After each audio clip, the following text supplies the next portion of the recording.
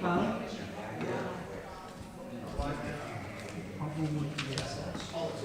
Okay, thank you. It's more innocent than it sounds. Is that on? Yes.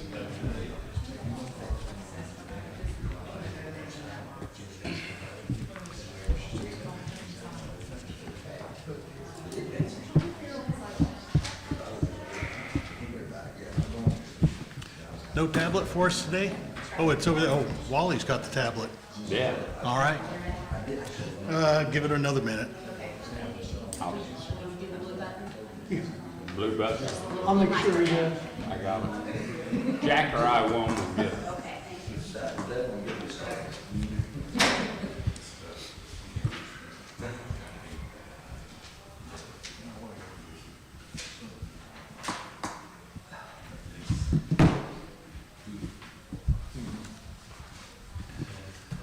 I want to say good morning to everyone. We're delighted to see a crowd here. If we'd known we were going to have this many people, we would have offered popcorn.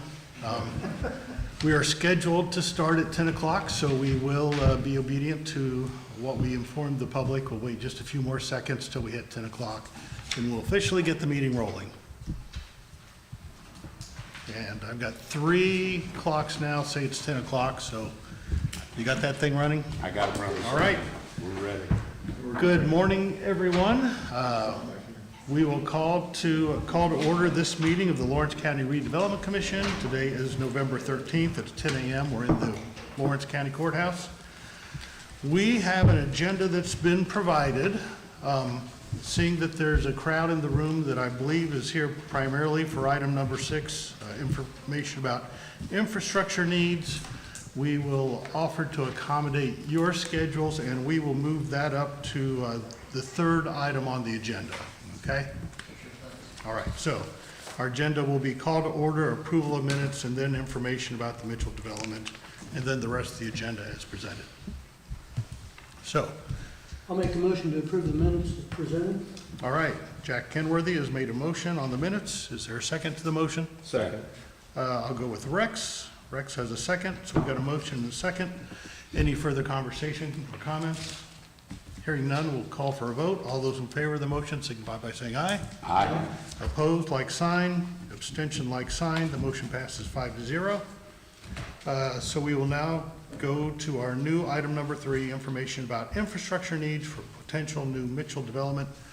Mr. Burton, would you care to step up and begin the conversation?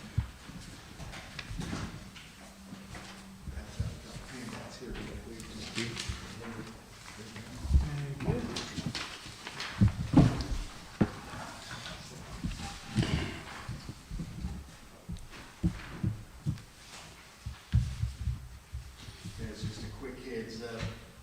When we were working on the Mid-States corridor, that was one of the, I was working with Cook Group, and that was one of the items what we're looking at as far as Mitchell area, change-wise, and sometimes there was just loss of jobs and lost small communities that got into.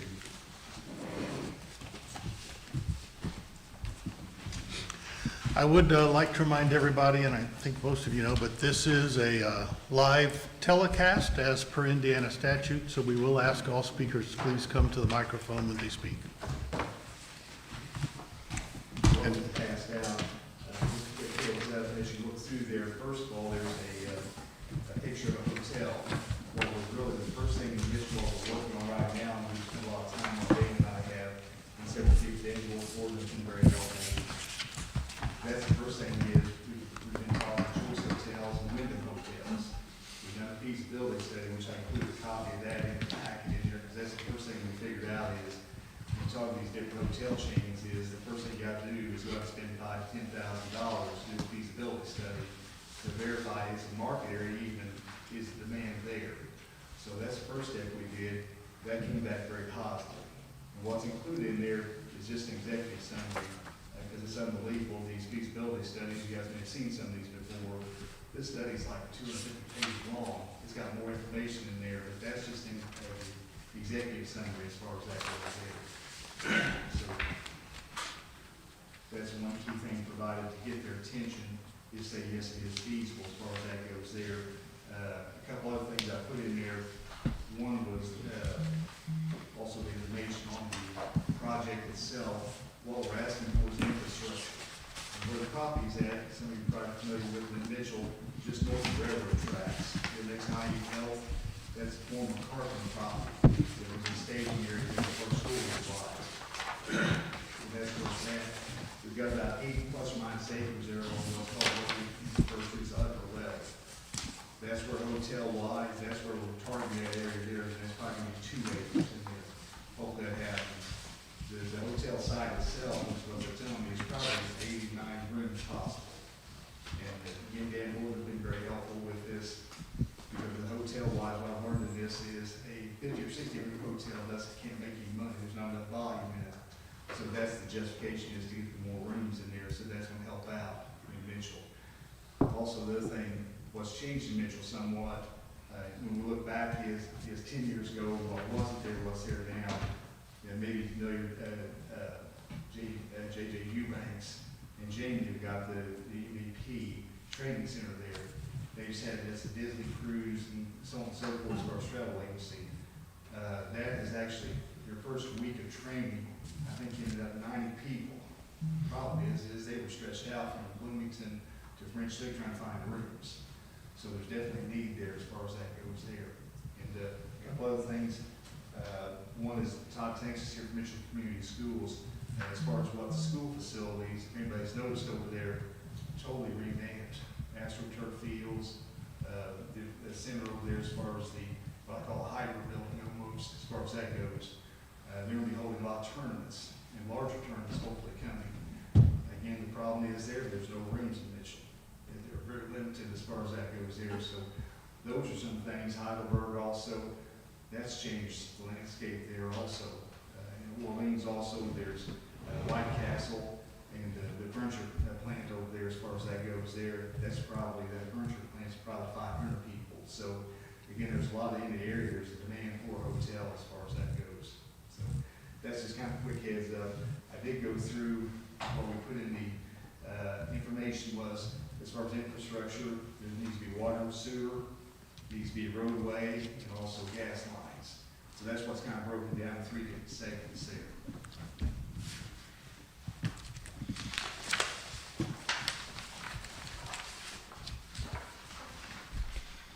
And what we put together there, and a lot of contractors are very busy this time of year as far as that goes there. So I was able to get all the time that they were there yesterday.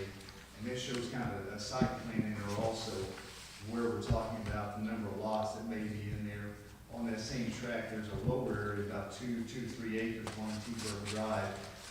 Hopefully there'll be a new duplex set up going in down through there, probably 8 to 10 new units on the lower side. So that'll be residential, but that's not included in the numbers here. That's totally separate for us.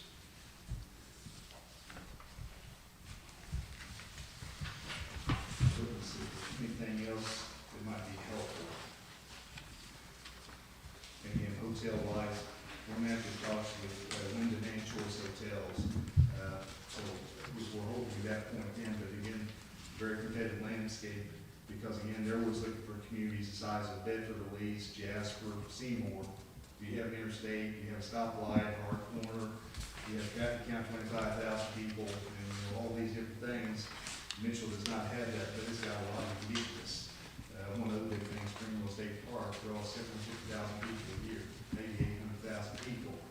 Not all are campers. So again, there's a lot of different things in the area that makes them justify a hotel. But with that, the 8 acre parcel, what we're looking at there, the hotel takes up 2 acres. We're looking at some other retail. But again, the key thing, like Walmart and Bedford, you got to have some kind of kingpin in there, and that's going to be initially hotel. If that happens, you're going to have some of the business come in, I'm sure. Without hotel, you don't have that anchor in there. So again, kind of points what we're seeing as far as that goes there. We think we definitely need an opportunity as far as that goes. Is there any questions you guys can think of? Yeah, Richard, the hotel's going on which lot or lots? Well, we're not for sure. Not sure?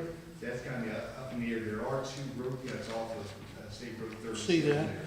And we've already put the 1 entryway in, the 2nd entryway is going to be going in soon also. to extend that out into the property to see that a bigger, I assume they would probably be in one of the front areas. Yeah, we've been contacted, I know recently I talked to a quick service retailer, convenience store, that they want to buy a couple lots right in front of it. I told them, I said, we're holding out for the hotel first, because one of the hotels going to have first choice, what we're holding out for. But there's been no definition exactly where they wanted that. I would say probably on the north end of that property over by IU Health in that area. And what about the duplex project? Who's doing that? It's actually Mike Turner, he's a builder as far as that goes there. So they're waiting on bank approval on that, so hopefully they'll be starting on that probably in January. So that will be a good help for Mitchell as far as that goes there. It's not a Section 8 type housing as far as that goes there, but it'll be basic with duplex as far as that goes there, so I think that will help out a bunch.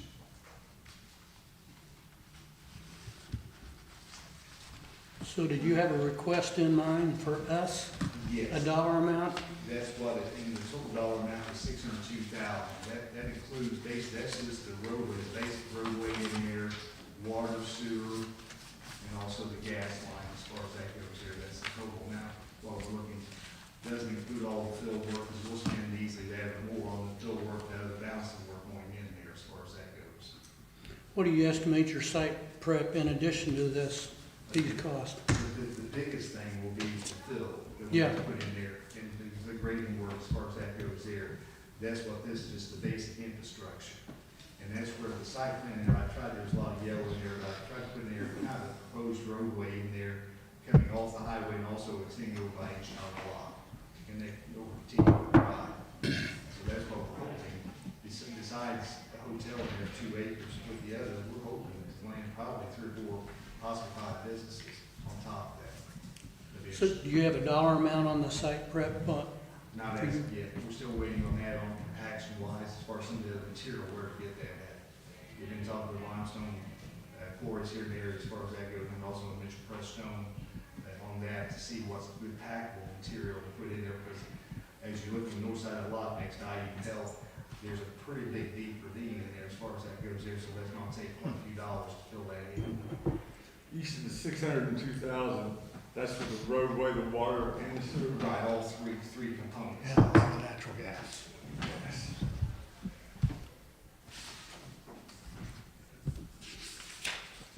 And in one area, we're not for sure on what and these are all just estimates. I told them, I said, they're going to be hard numbers, as you have, these are just good budget numbers as far as that goes there. The one thing I see point mentioned to me is, depending on who's going in, that number could come down some. So again, I told them, I said, well, give me a number of what you feel like right now is the budget number for us.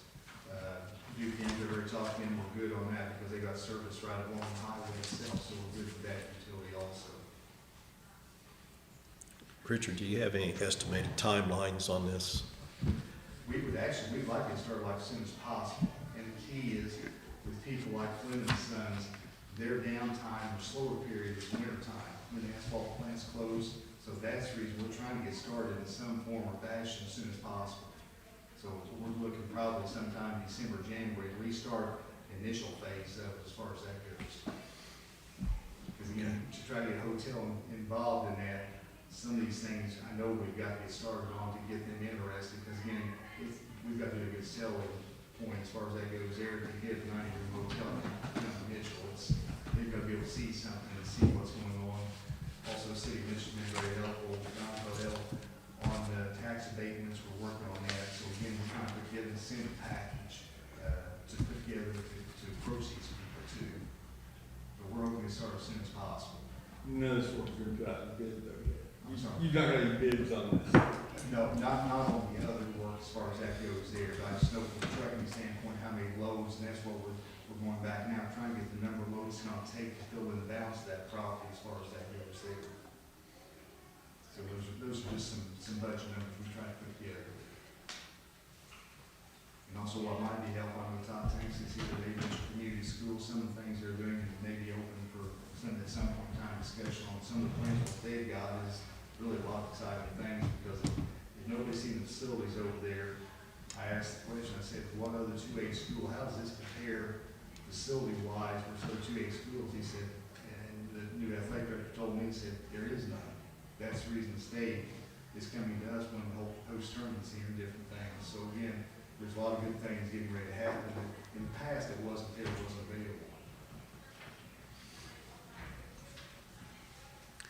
Any other questions for Mr. Burton? I'm done. Again, I put a card on there, so feel free to call back myself or Dana Dunbar, either one of us, as far as that goes there. Hopefully that gives some ideas on, again, we appreciate any help or ideas or suggestions as far as that goes. Okay. Thank you. Thank you, Richard. I would ask, is there anybody else in the room today who wants to speak on this matter? And if so, please come on up to the mic and introduce yourself. We have Superintendent of Schools here. I think I'd like him just to speak on the number of teams that they're talking to that are coming in from all areas of the state. Was one reason we need the hotel. I mean, that's where people are. There are a lot of it's school-based. So I thought since it's good enough to come, I'd like to explain a little bit to you all about what's going on. Yeah, pleasure to be here. Thanks for listening for a few minutes. We, a couple of years ago, if you're not familiar, we, Mitchell Community Schools started a building project. We developed a new field house that has 4 basketball courts in it, 8 if you turn them sideways. We can play quite a few games in there. We also, prior to that, already had our Hatfield Elementary School gym, our Burris Elementary School gym, and of course our high school gym and the old Emerson gym. So we have a lot of basketball courts at Mitchell, which has turned us on to quite a bit of interest in travel tournaments, especially in the summer. Got the chance to talk to Jay Eubanks with Magical Vacation Planners at length a couple of weeks ago. He obviously has some contacts in the basketball world across the country. So we are in the very early planning stages of what would be approximately 100 of the best teams across the country coming to Mitchell to play what we would call the MVP Top 100 tournament. So you can imagine the number of people that would come into town. We definitely need a hotel, a place for them to stay. We also have, in that same building project, we turfed our baseball field and our softball field. We've gotten a lot of interest at the state level. Last year we were excited to host the sectional, the regional, and the semi-state on our baseball field. They've asked us now to host the sectional, the regional, and the semi-state on our softball field as well. So we have in approximately 5 back-to-back weekends there, softball and baseball. We have a lot of people coming to town for all those teams. And then we have a lot of plans in the works, things we would like to do in the future. We have a lot of green space across the street from our baseball field, and Richard and I have talked and other people about what we do in order to upgrade that part of our facilities, and hopefully in the very near future we're going to see 4 to 6 Little League baseball fields put into that spot, which now we're talking, however many people travel baseball tournaments as well. So we feel like the use of our facilities is a big boon for Mitchell, and we anticipate seeing a lot of people coming into town. Any questions about our facilities or our school that I can answer for you, I'm happy to. All right, thank you. Thank you. Thank you. Would anyone else? Mr. Bortner? Yes. Dan Bortner, Lawrence County Economic Growth Council. In my prior life, prior to retirement, I ran 7 hotels for 20 years, and we were in the process of building hotel number 8 when I retired. That wasn't the reason I retired, but going through the process, it could almost make you that way. They've done their homework. The 2 hotels can survive together down there because it's a different customer. Folks who are staying at the park are there for the park. A lot of times they'll come into town to eat or something like that, but the folks who are coming in for whether it's athletic competition or coming in for business purposes, it's just a different customer. So the 2 can coexist without harm. We have that in other communities around the state, and they actually work very, very well together. They use each other's overflow. The largest Spring Mill only has 72 rooms, as I told these gentlemen. To really make a go at it, you need to be above 100. That way, when you have these tournaments and things like that, there's a real opportunity for it. But you know, right now, with the success of Indiana University athletics and things, I mean, people are going to those games and they're staying in French Lick because they can't find anything in between. And so, you know, if you look at the Bedford hotels on home game weekends, there's nothing available here. People have to go further south or further north. And so the opportunity is there, I think, and you can see, like he said, the synopsis of the market analysis. If you get into the real thick things, they're thorough. They are very thorough. And a company, a Wyndham or a Choice Hotels or whoever, if they're interested, they've done their homework. So it's important. I just want to make sure that you folks knew that the Borough Council is in support of this. So thanks. Don, you got anything you want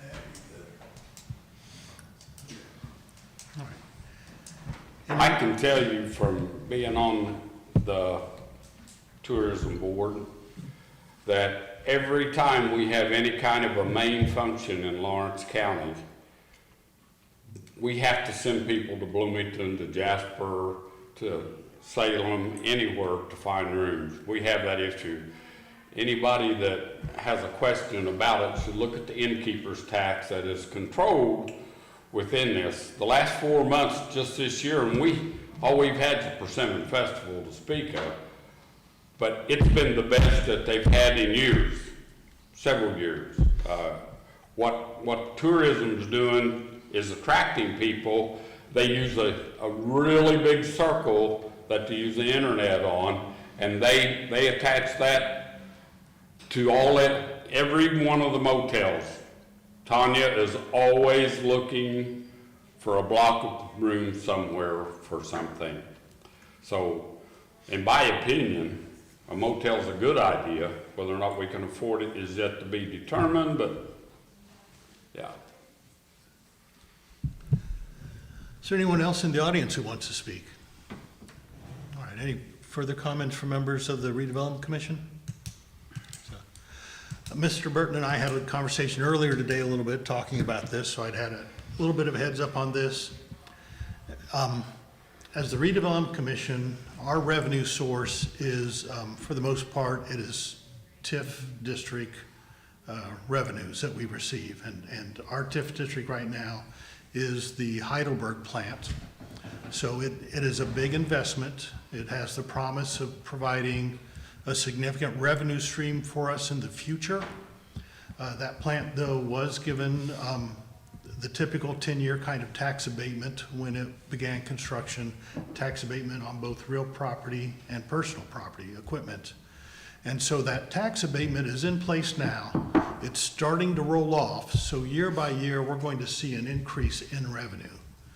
But in 2026, I think our estimated revenue is somewhere in the $600,000 to $650,000 range. And I know we have some outstanding debt we'll need to deal with on the Shell building project. I estimate that's probably around $350,000. We've also made a pledge to support the county government by helping to underwrite some of the cost in the county general budget to the tune of, what, $150,000 or $200,000? $200,000. So for us, if we don't go into debt and issue bonds or whatever in 2026, we've got a very small amount of money available at this point. 2027, some of those obligations will roll off. More revenue will come in. So I think, my opinion, and of course it's a 5-member board, but my opinion is in 2026, I don't know that we've got a lot to offer unless we, issue a bond anticipation note or something like that. In 2027, I think financially there's more of a window of an opportunity for discussion. I think this kind of project is the right kind of project for the Redevelopment Commission to take a look at assisting. It's in the Mitchell area, obviously close to Heidelberg. It's promising new investment, private sector investment, new jobs, new amenities for the Mitchell community. So a lot of good things that I see here. It's just a matter of, don't let your wishes be bigger than you can afford. So, any comments or any questions on that before we move on through the agenda? Appreciate your time today. Okay. So we will take this under advisement and we'll move forward. Thank you all for being here today. Thank you. Thank you. All right. Next item on the agenda is our consideration of responses to the RFP for environmental assessment of a downtown Mitchell building. We, along with the mayor and a couple other folks, a couple of months ago, we were in downtown Mitchell. We toured a large old building on Main Street that is sitting vacant, has fencing in front of it because it's suffering significant structural problems. We want to try to be a good partner with the city on that building. It's currently privately owned, but I think there's a pathway for it to fall into public ownership, either voluntarily or involuntarily at some point. On the basis of our examination of the building, we think that probably the first step that needs to be taken is there needs to be an environmental assessment of the building done to evaluate if there's asbestos, if there's lead-based paint, if there's black mold, if there are environmental issues that everybody needs to be aware of. If those kinds of problems exist, it's probably better to address them now while the building is still intact, as opposed to waiting until the building begins to crumble, fall,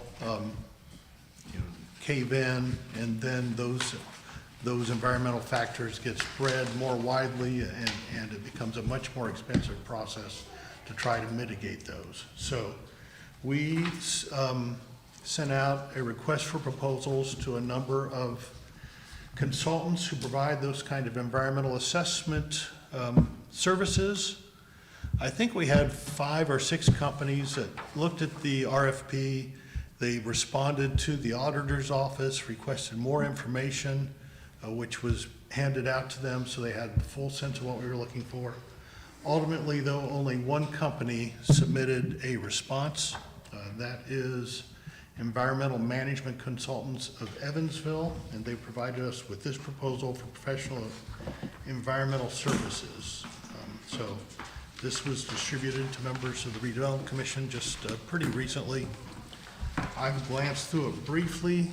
Rex, you're probably the foremost expert on the Redevelopment Commission when it comes to these kinds of things. So I don't know if you had a chance to take much of a look at it.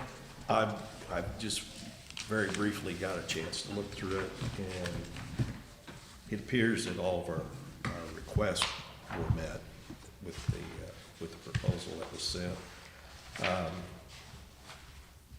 You know, I would like to read through it, you know, more diligently and Okay. actually see what all they have there. But this is the direction that we want to go. And so if it's just a matter of whether or not we feel like that they can meet the need or not at the cost that we can afford. So what if Rex and everyone on the Redevelopment Commission, let's not make a decision on this today. Let's let everybody have a chance to take a look at it, give us feedback on whether we think it's satisfactory or if we want to reissue the RFP and try further. If we do want to reissue an RFP, we can do that and come back at the December meeting, perhaps with more options. If we think this is suitable and we don't need to issue the RFP, then we can come back at the December meeting and make a decision to accept this proposal. Would that be okay with everyone? Yeah, I think from what feedback I got from the consulting agency that had contacted me was that they just didn't have enough time. They were interested in doing it, but they just didn't have enough time to put together a proposal. Usually, you know, they need at least 30 days, you know, at a minimum, you know, to be able to put together the proposal. And I have a feeling that this one's, you know, probably a little bit, you know. Template kind of thing? Yeah. Probably. And so I just, you know, I don't know, I'll read it, I'll give it the benefit of the doubt that it's, you know, very much directed to this particular project. But if we do resubmit, we're gonna have to give them more time.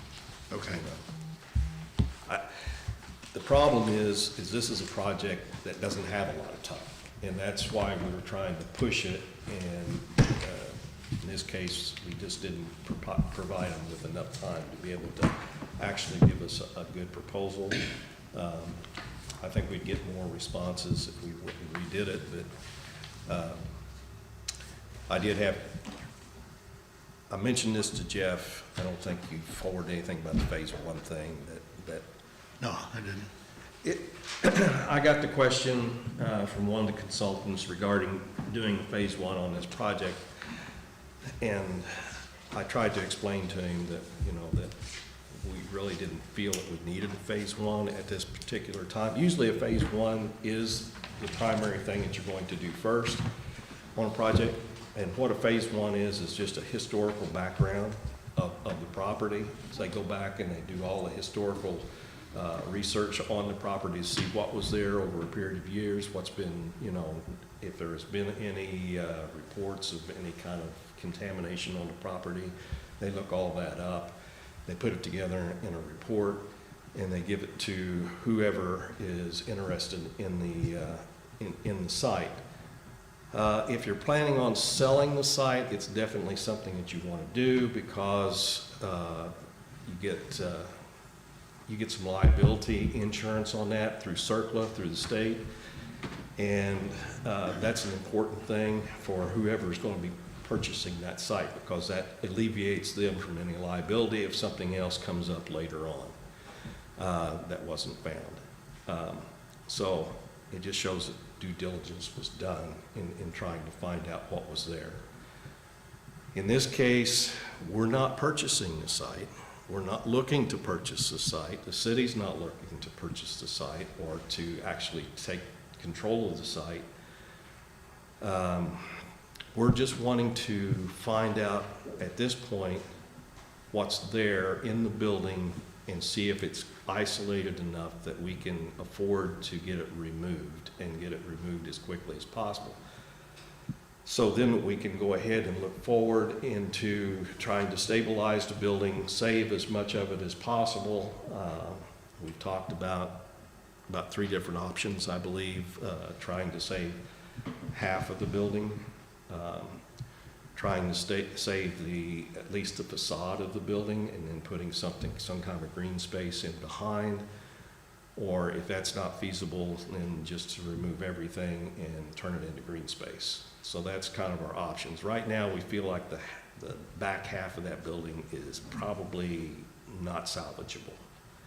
But we feel like that the front half of the building, which is still a lot of space, it's still a lot of square footage that's there, could be potentially salvageable and utilized in some way to be able to at least keep the aesthetics to the streetscape in the downtown. And that's really, I think, what the city is wanting to do, is trying to keep that streetscape, the aesthetics of that, and if they can keep a building there that can be utilized in some way as a tax base, then that's just a plus, if we can manage to do that. The problem is the building has been left to a point where there really is no roof. I mean, it's there, but it's, anytime you have rain or snow, it's pouring through. And so it's doing a lot of damage, and you know how that any building that's going to be sitting idle for any period of time, with that kind of influx of water coming in, it's not going to last long. It's going to easily deteriorate to the point to where we won't be able to salvage anything. And so that's what we've been looking at. That's what we was hoping to get this study done as quickly as possible so that we could move on to the next part of that and try to get that removed. And I think Jeff already mentioned this, but right now, if you can isolate where any contamination is at, we can get it removed probably for a reasonable cost. If that building collapses and we don't have that stuff removed, then the whole building becomes contaminated. They consider the whole building contaminated. Even if it was isolated in one small corner of the building, once it collapses, everything becomes contaminated. And so then you have to find you know, a site, a disposal site that accepts that kind of contaminated material, and it gets quite pricey when you start having to do that. And the fear is, of course, the owner doesn't have the money to fix it. He doesn't have really the money to even pay for what he owes on it. He's offered it to the city, and the city's, you know, cautiously saying, we don't really think we want to take the liability of the building, but at the same time, they understand that if the building collapses, he doesn't have the funds to be able to clean it up. And so it's probably gonna fall into their lap. And so we're trying to help the city to avoid as much cost as possible and hopefully be able to save part of that if we've got enough time. And the time factors is what we're concerned about, so. So if we go through the study, we agree to maybe pay for that part, who's the next player? Since it's privately owned, who's gonna go from that point and make that investment? Well, after we go through this portion of it, doing the study, even though we don't own it, we can consider going ahead and paying for the remediation of removal. I think that what Jeff has kind of considered is putting together like a holding company. That'd be one option would be, if we don't want to take it on ourselves and assume that liability, if the city doesn't want to take it on and assume that liability, you know, we could set up a LLC that becomes the owner and that isolates and contains that potential future liability to that shell entity, which really doesn't have any assets that are at risk. So that's. It gets kind of tricky, Scott, because yeah. we have a situation here where we can pay for this part of it. It's not going to be a great advantage to the owner, but it is an advantage to the city for doing this. But I don't think we want to clean it up for the owner. You know, at that point is where we'd have to look at coming up with some kind of a, you know, we'd have to come up with an LLC or some kind of holding company. And that would accept that ownership at that point of the building, and then. Of the building? It's one way. We don't have a clear path forward right now. I was Yeah, gonna say, if he has a debt on the building, the debt, he has to take care of the debt. I mean, we're not accepting the debt. Right. It's an open question. I'd Yeah. say. We don't have all the answers at this point, and I think the primary focus of right now is trying to understand what's in the building that needs to be cleaned out and taken out of there, and then, you know. Well, actually, part of the building is collapsed. I mean, a third of the back wall has already collapsed. A portion of, I think, I don't know how many feet of it, but it's already collapsed and fell inside. The floor's gone. We don't know how much is already contaminated. But the end of that will tell us where we could go next with it. Yeah, the city had a structural engineering firm come in and do a study on the building as it is. How good of a study that was is a little questionable too. But what we do know is that building has shared walls with other buildings. And that always becomes a very serious concern, because if it collapses, it can damage the other buildings. Even if they come in and we try to remove the building totally, that can be very tricky as well. Depends on, you know, are there I-beams that are shared by, you know, that come through another building and comes into that building, or comes from that building and goes into another building? We don't know. I mean, I didn't see where that was really defined in the structural study that was done. So, and that can be a real issue when you've got shared walls with buildings in downtown, and that's common. A lot of these structural engineering firms, they run into that all the time, and they know how to handle it. but it can be more costly, you know, in trying to remove the building than sometimes trying to save part of it, you know, if it's salvageable. And so that, there's a lot of unknowns on this building as it is right now. We even talked about, is there a way of temporarily, you know, trying to cover the roof in a way that will help to, you know, diminish some of that, you know, detriment to the building as it currently is. And I don't think we have that answer yet. No. As to whether or not there's anything out there. I'm not familiar with anything, and Jeff said he wasn't familiar with anything that was out there that was available for something like that. But potentially they might be. But again, we have no idea what it would cost to do that, you know, and it would be a temporary fix, you know, and still yet you're looking at who's going to be the owner. You know, if you're going to start fixing things on the building, you know, you're not wanting to fix it for the current owner, so that they end up, you know, having a building that they can maybe turn around and resell, you know, and, you know, we've got all the investment in it. We don't want to do that. So it just, it's tricky, and like I said, a lot of communities have dealt with it, and there's other communities that's dealing with it now. So, but this is the first step, and this is Scott, this is really what we're wanting to get done, is pay for this part of it. We're not giving much advantage, if any advantage at all, to the current owner, but we are giving advantage to the city by having this study done, and so that we can potentially get that, any contaminations that's in that, contaminants that's in that building, get it removed, so that if it does collapse, you know, it's going to alleviate some of the cost to the cleanup. So is it your recommendation that we go with the RFP that we've received? I don't have a recommendation because I haven't had a chance to read it. review it? Yeah, Jack, I really haven't, and nobody has at this point, I don't think, Jeff. Not thoroughly. So I haven't really had a chance to read through it and see what all's here.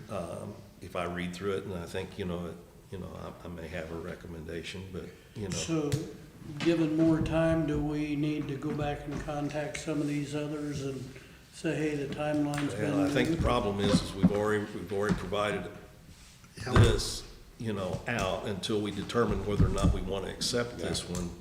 I don't think we really are not justifiable to do. Jack, we'd have to issue a new RFP and go through the Right. publication and public notice steps and do everything to try to get All further right.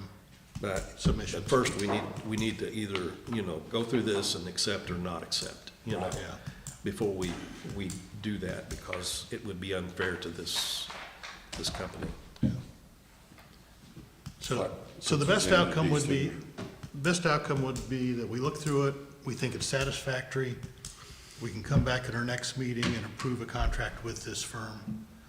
Second best outcome is we look through it quickly, we decide it's not satisfactory, we do decide to issue another RFP and hopefully get more submissions,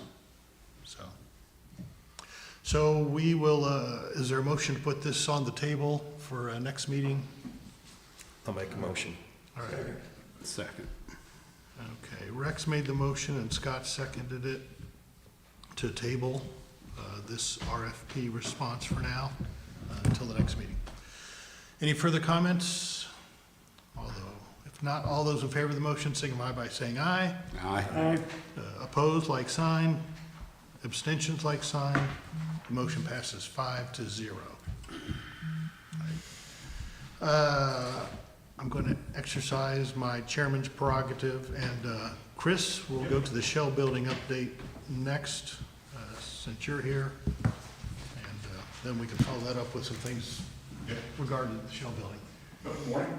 Morning. My report will be pretty short. The biggest thing is we got the power turned on this week to the building, so the lights are burning, and that's really about the only thing I really got to report on. I am going to send a couple of guys down next week to do a bit of cleanup around the building. Know a few things there this morning I want to take a look at, but other than that, that's pretty much got us wrapped up. Okay. I guess have anything else outstanding that you know of that we need to address?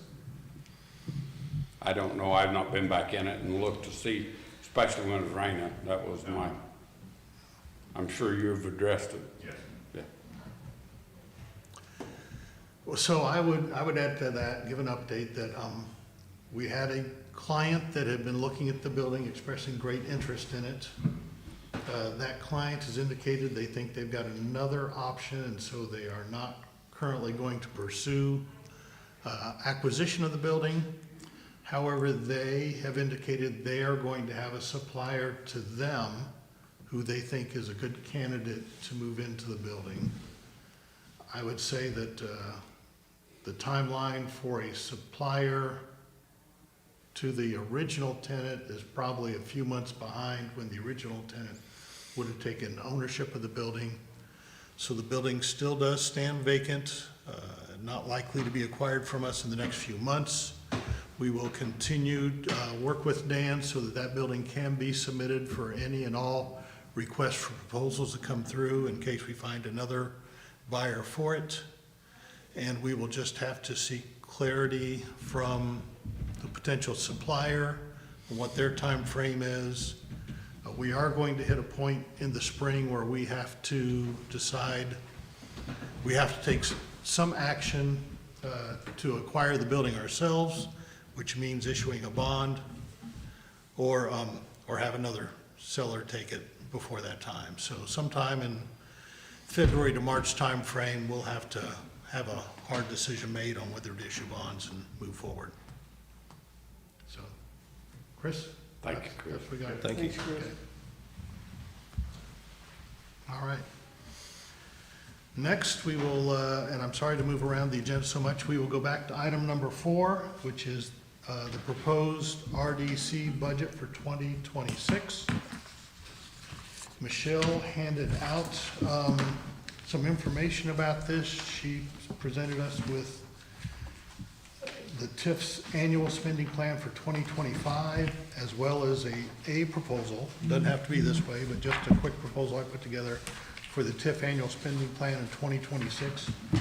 This is a statutorily required step we need to take. So under the state statute, TIF districts need to have these kinds of plans in place, and they get uploaded to Gateway, and that needs to happen, I think, by December, right, Michelle?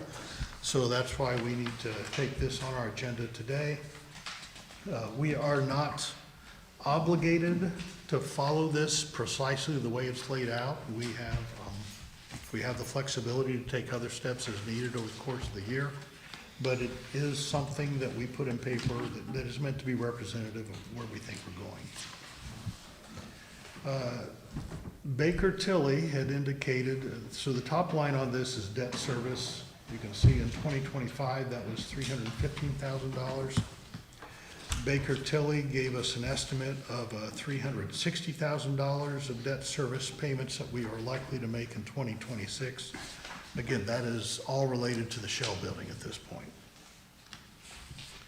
Under professional services, the question that Jack raised earlier, it went from $50,000 in 2025 to $250,000 in 2026. And Jack, that's because we did make that $200,000 promise to the county council general fund. Right. So that's a big chunk of it. that is a big chunk of it. Yeah, we're doing our best to help out the county with that. And then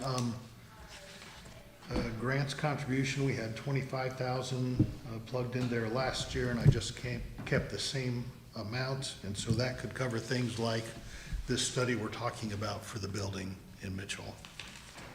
And that is the extent of the budget we have put together at $635,000.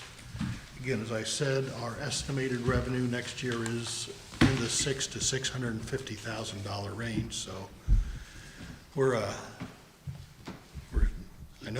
I know they stopped printing pennies just yesterday, but we're gonna be pinching a few next year anyway. And, Do you need a motion to approve that proposed budget for 2026? Yes, we do. Yes. Also move. All right, Jack has made a motion to approve the budget as presented. And Wally, did I just hear you second it? I think I did. All right, we got Jack as a motion, Wally's a second. So we've got a motion on the table. Be happy to entertain further discussion on this, if there is any. Call for the question. All right, we'll call for a vote. All those in favor of the motion to approve the 2026 budget as presented, signify by saying aye. Aye. Opposed, like sign. Abstentions, like sign. The motion passes 5-0. Okay. Next item on the agenda then, we're skipping all the way down to number 7, our MOU with Marion Township. They've submitted a claim for $25,000 as part of our recognition that the new Heidelberg plant has imposed substantial new requirements on Marion Township's fire department in order for them to be prepared to meet the needs of a potential fire or other problem at the new Heidelberg plant, given all the new chemicals they handle and everything. We had agreed to help underwrite part of the cost of upgrading the station and upgrading the quality of service. So this is a $25,000 grant, I guess you could say, from the Redevelopment Commission to Marion Township for their fire protection service. I'll make a motion, we approve that. All right, Jack's made a motion. Is there a second to the motion? Second. I'll give this one to Rex. Motion and a second on the table. Any further discussion? Is this part of the total that we Yeah, appropriated? I think there's one more year left after this on it, Scott. Yeah, I think we had offered a total of $125,000 or $150,000. 150, wasn't it? I think it's 150, so we paid a big chunk up front. Then it's 25,000 a year for 3 or 4 years. Any further discussion? All right, we'll call for a vote. All those in favor of the motion signify by saying aye. Aye. Opposed, like sign. Abstentions, like sign. Motion passes 5-0. All right, we're down to other business. Is there any other business to come before us? Anybody? All right. Then we'll call the meeting closed and adjourned. So, everybody? Thank you, Jeff. Oh, that's right, thank you, yes. We do want to do that, thank you. Yes, Ice Miller, law firm up in Indianapolis, has been providing a lot of legal advice to us over the past couple of years. They did submit a request for reimbursement for expenses, and the itemized request included their expenses from 2024 and 2025. And the amounts of that was $20,000 550. and $515, 20515. So, is there a motion to approve the Ice Miller? Rex has made, or sorry, Wally has made a motion to approve the Ice Miller claim. Is there a second? All right, Scott has seconded it. Any further discussion? I had a question. I just ran through their ticks on their billing and tried to determine an hourly rate. And just a rough calculation, it looked like it was a little under $800 an hour. Does that seem reasonable in your estimation? That seems kind of high to me. I would have gone with 600. Yeah. To be honest, that's probably about. But the now I fee. could have made a mistake. There was, it's very lengthy and a lot of .2s, .3s, .4s. Right. And I assume the different initials that were on the billing means different rates for different folks. Yep, yeah, it's, I wonder if we can get an estimate from them going forward on hourly rates and that kind of thing on the people that work on our business. I will certainly do that. Be happy to do that, Jack.